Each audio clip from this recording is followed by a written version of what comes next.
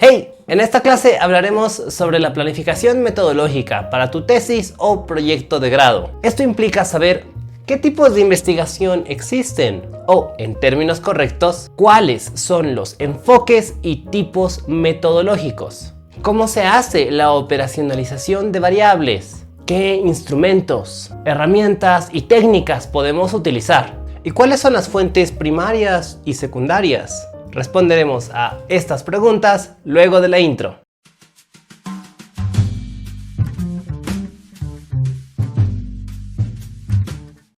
Tipos de metodología. Pues vale, antes de mencionar los tipos de metodologías que existen, tienes que saber que tu tesis puede y de hecho va a corresponder a distintas categorías, a más de un tipo al mismo tiempo. Pero algunas pocas de estas categorías o tipologías no son compatibles. Dado este anuncio preliminar, tu tesis puede ser de tipo descriptivo. Esto significa que en tu tesis hablarás de cómo son o están las cosas. ¿Cuál es la situación actual? El estado de tus variables de análisis. El statu quo o mal llamado estado del arte. Tu tesis también puede ser comparativa, si es que vas a contrastar dos métodos, dos autores, dos teorías, dos obras, dos periodos de tiempo, dos países, dos empresas o más. No necesariamente dos es el mínimo, pero la idea aquí es que realizarás algún tipo de contraste. Una comparación que podrá darse respecto a la situación actual, los hechos que llevaron a determinada cierta situación o momento, o aún incluso también puedes comparar pronósticos, flujos, proyecciones, posibles futuros. La temporalidad aquí no es una limitante. Además tenemos a las investigaciones históricas. Tu tesis corresponderá a este tipo de investigación si es que revisa documentos pasados. Pero, metodológicamente hablando, ayer no cuenta. El mes pasado tampoco. Para que tu investigación sea de tipo histórico, debes revisar como mínimo la anterior década, los últimos 10 años, dos periodos económicos. Y en investigaciones de carácter más social, humano, no tan empresarial, económico, idealmente deberías estar investigando el siglo pasado o un periodo incluso mayor. Además tenemos las investigaciones de respuesta. Esta categoría es para aquellas tesis que responden a otras tesis, bien sea como una continuación, como un hilo, generando diálogo para complementar, o bien sea para cuestionar o para refutar con contraargumentos. Pero es necesario que exista un antecedente, una investigación, un artículo, una tesis, un proyecto, algo, pero tiene que haber un caso previo. También podemos señalar a las investigaciones de tipo experimental o la llamada investigación experimental, que a su vez tiene dos subtipos o subcategorías. Están las investigaciones correlacionales y o causales, y estas pues son aquellas investigaciones en las que verificas si dos o más variables están relacionadas. Y ojo, puede que sí exista una correlación estadística, pero eso no necesariamente implica causalidad, por lo que esto requerirá de análisis adicional. Y el segundo subtipo o segunda subcategoría corresponde a aquellas que son de tipo exploratorio o las investigaciones exploratorias, aún experimentales. Estas son para aquellas tesis en las que buscarás obtener datos o información nueva, especialmente para temas que no fueron abordados previamente, o tópicos que tal vez no han sido desarrollados a profundidad. Réplicas son aquellas tesis o proyectos que volverán a hacer lo que se hizo en una investigación anterior, con el mismo método, bajo condiciones lo más cercanas posible. Aplicaciones. En este caso, lo que se busca es aplicar un modelo, método, teoría ya existente, pero en otro ámbito, con otra muestra, otra ciudad. No intentaremos replicar bajo las mismas condiciones, sino utilizar otras nuevas. Investigaciones taxonómicas o clasificatorias. Como su nombre indica, este tipo de investigación busca identificar o establecer un orden entre diversos elementos relacionados, lo que facilita su estudio futuro. Investigación-acción. Este tipo de investigaciones es menos común y yo sé que su nombre puede sonar un poco confuso, pero personalmente recomiendo utilizar esta tipología cuando sea posible, ya que consiste en investigar y aplicar casi de forma paralela, casi simultánea. Y en función a los cambios y resultados, que se ven como resultados preliminares, proseguiremos con la investigación y la propuesta de nuevos cambios. Se trata de realizar ajustes paulatinos. Además tenemos a las investigaciones básicas, también llamadas documentales o teóricas, ya que analizan lo señalado previamente por otros autores, medios de comunicación y revisan distintos formatos de publicación, desde libros y revistas en sus diferentes géneros hasta material multimedia. En cambio, investigaciones prácticas son aquellas en las que se realizan experimentos, simulaciones, pronósticos, y que si bien implican obtener información de terceros y medios externos, el centro no está en el análisis de estos datos, sino en lo que hagamos con ellos y en la interpretación de los resultados que obtengamos tras realizar experimentos o procesar dicha información. Investigaciones de campo o in situ. A esta categoría corresponden las investigaciones que se realizan en el lugar de los hechos, en la escena del crimen, por así decirlo, fuera de nuestra universidad, fuera de nuestra casa.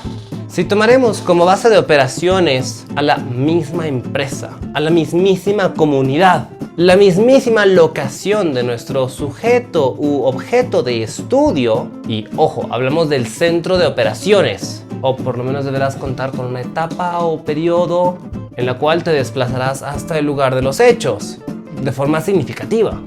Si ese es el caso, si nos estamos trasladando, si allá será nuestro centro de investigación, ok, buenísimo. En ese caso, pues fenomenal. Tu investigación es de tipo in situ o también llamada investigación de campo.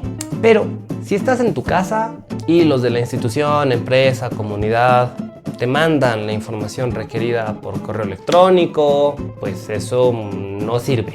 O sea, sí sirve para tu investigación, claro, es un input, es información valiosa, genial, pero esto significa que tu investigación no es de campo, al menos no corresponde categorizarla como tal. La cosa aquí es que vos obtengas tus datos y también importa cómo los obtengas, pero por sobre todo, dónde los obtengas. Investigaciones de escritorio, de forma un tanto obvia, son aquellas que se llevan a cabo desde el domicilio o la universidad del investigador. Así que tenemos también esta otra tipología, esta otra categoría a la cual tal vez tu investigación corresponda.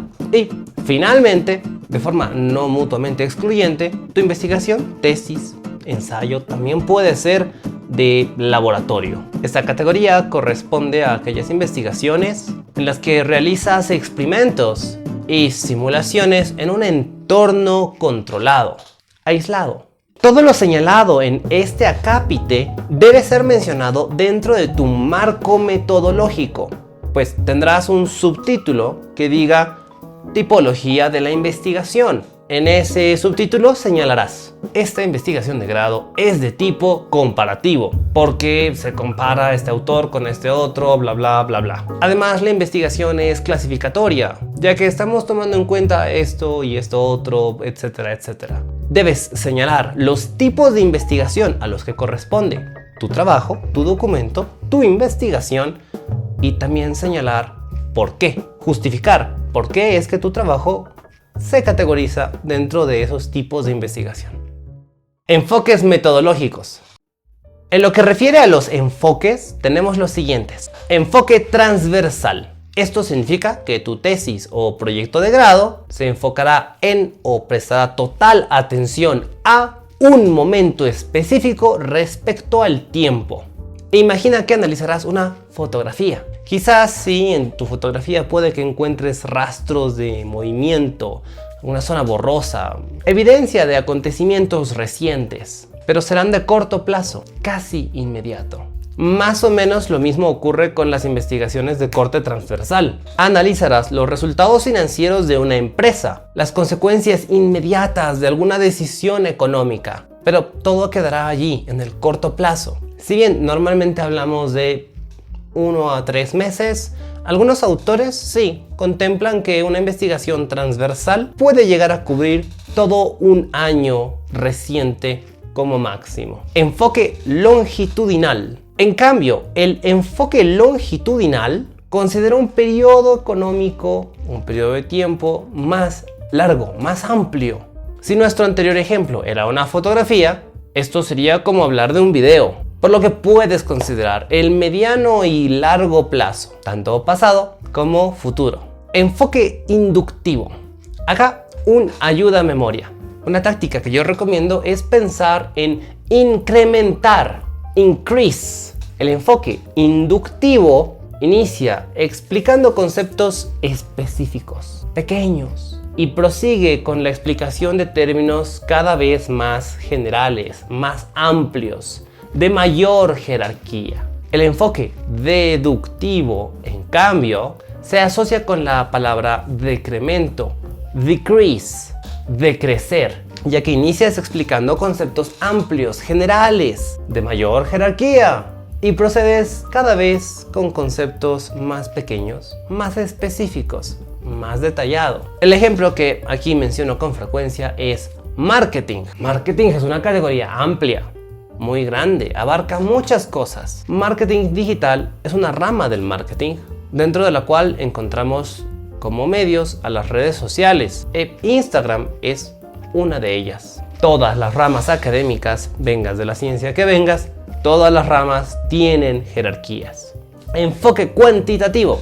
Si es que tu tesis toma datos y variables exactos, medibles de forma objetiva, que naturalmente se encuentran en forma de números, pues tu tesis tiene un enfoque cuantitativo. Y si tu tesis analiza datos subjetivos, menos precisos, más abstractos, que no son, pero pueden representarse con números a través de herramientas como las escalas de Likert, pues en ese caso tu tesis es de un enfoque cualitativo. Y bueno, también existen enfoques mixtos. Es posible combinar estas alternativas señaladas previamente en función a las características de tu investigación. Y naturalmente los enfoques afectarán al cómo plasmes la información en las distintas secciones de tu documento. Operacionalización de variables.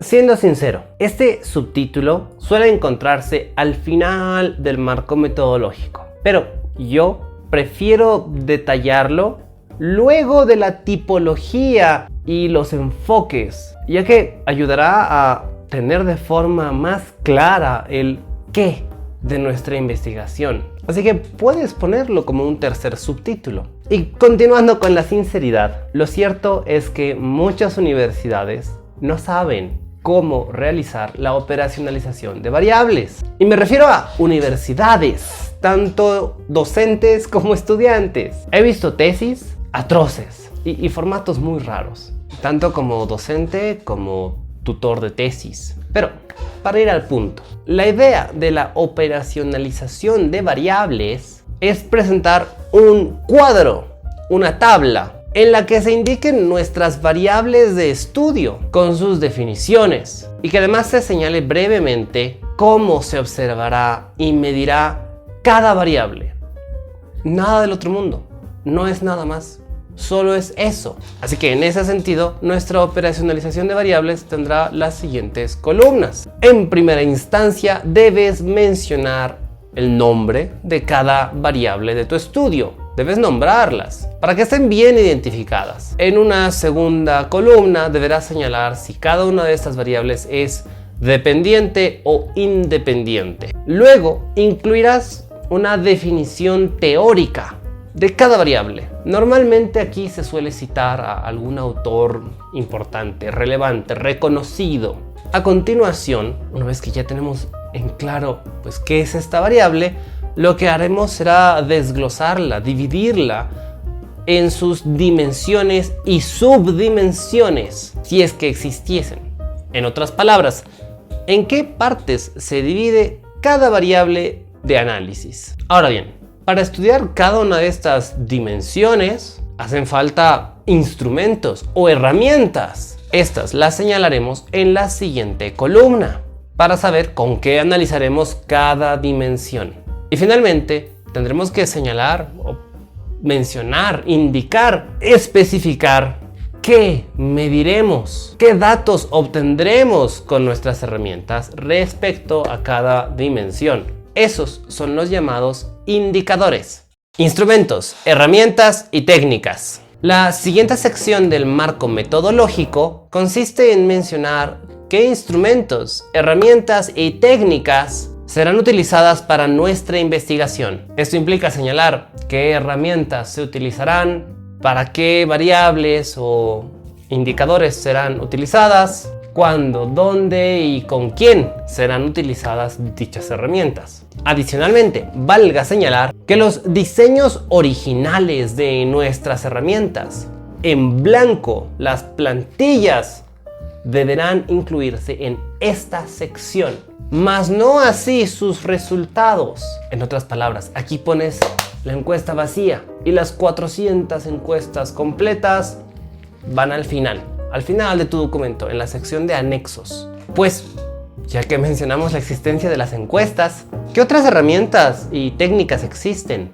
Tenemos entrevistas, grupos focales, cuestionarios, sondeos, simulaciones, proyecciones, observación directa, pruebas de laboratorio y revisión documental. Junto a las encuestas, pues ahí están las 10 clásicas. No detallaremos cómo se diseña una encuesta, o qué tipos de preguntas existen, o cómo conducir un grupo focal, ni temas similares, porque eso corresponde también a nuestro curso sobre estadística, ya que estadística no solamente es analizar los datos y sacar conclusiones, tienes que saber diseñar herramientas y aplicarlas, y saber qué herramientas utiliza cuándo. Sin embargo, aquí sí incluiré una crítica muy fuerte al sistema universitario en Latinoamérica. Se tiene la mala costumbre de realizar entre 300 a 400 encuestas para las tesis y proyectos de grado, alegando que se tiene el 90 a 98% de confianza en el estudio para una muestra de distribución normal, en una población entre comillas infinita.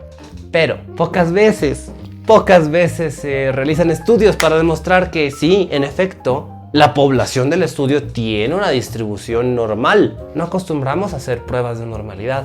En muchos casos, no corresponde asumir que la población es infinita, pues depende de la segmentación y o delimitación. Y 3, lo más importante, si realizamos una encuesta para saber qué sabor de gaseosa les gusta a las personas para acompañar a su hamburguesa y solo encuestamos a 400 personas, no podemos realizar cruces de variables, como por ejemplo, ¿qué sabor de gaseosa prefieren las mujeres de 30 a 40 años para acompañar su hamburguesa en combo? Porque no podemos hacer esta pregunta, porque 400 encuestas realizadas es una muestra representativa de la población mixta en géneros y mixta en edades. Si recortamos y nos enfocamos en mujeres de 30 a 40 años, puede que solo tengamos 200 encuestas, lo cual no es representativo, al menos no con un 95% de confianza y un 5% de margen de error,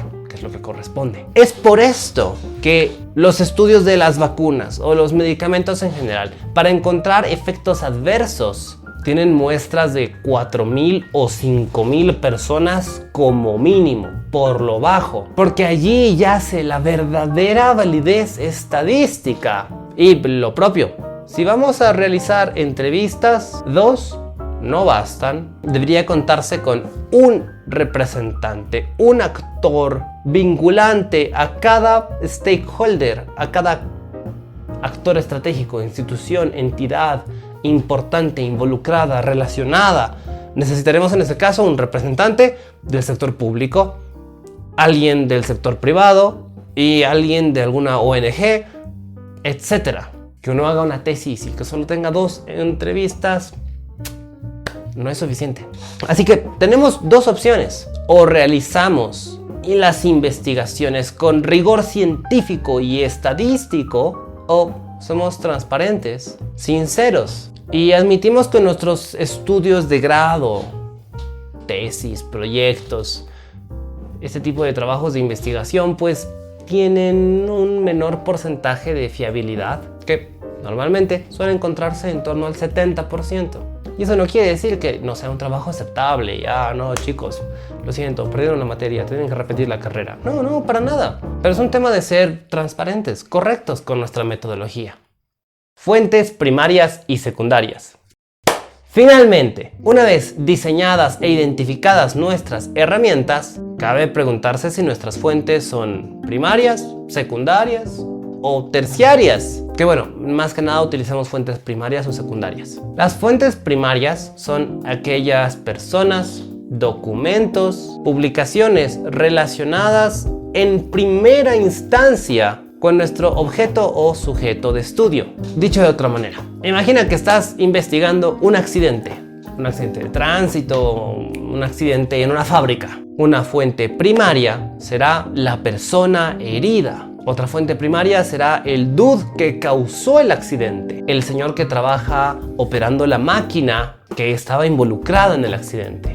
O si nos vamos a un ámbito académico, pues fuente primaria será el primer libro o publicación que menciona el tema que es de tu interés. O para trabajos de campo, hablamos también del lugar de los hechos como una fuente primaria. Pero si estamos entrevistando a un testigo que vio el accidente pero no participó, o si hablamos con el jefe del sujeto que operaba la máquina, quien recibió un reporte oral de esta primera persona, o si revisamos un libro que cita al primer libro, o si leemos a un autor quien en su ensayo pues critica al primer libro, estas son fuentes secundarias. Y las fuentes terciarias son menos fiables, porque es el dice que dijo que le dijeron.